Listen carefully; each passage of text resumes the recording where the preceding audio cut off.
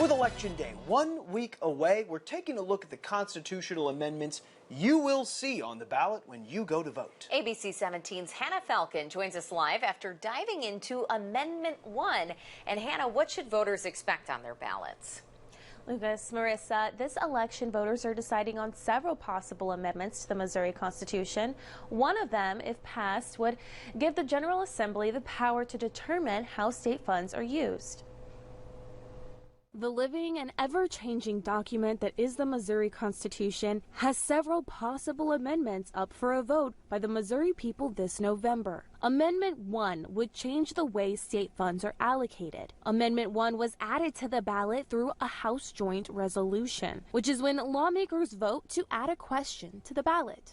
On the ballot, Amendment 1 will read, do you want to amend the Missouri Constitution to allow the General Assembly to override the current constitutional restrictions of state investments by the state treasurer and allow state investments in municipal securities possessing one of the top 5 highest long-term ratings or the highest short-term rating?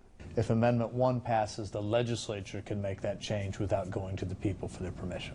Right now, the state treasurer has to hold a vote of the general public to change the use of state money. If passed, Amendment 1 would change that to allow the Missouri House of Representatives and Missouri Senate to make those decisions instead of a vote.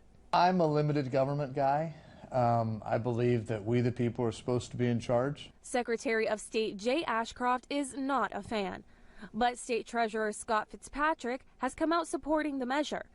Fitzpatrick's office pursued adding the measure to the ballot in an effort to invest the COVID-19 money the state has received. The ballot will have a short summary of all the amendments, but for a more in-depth explanation, you can head to the Secretary of State's website or our website at abc17news.com. Thank you, Hannah. Throughout the week, we'll break down each of the proposed amendments. Tomorrow, we'll look into Amendment 4, which relates to funding for the Kansas City Police Department.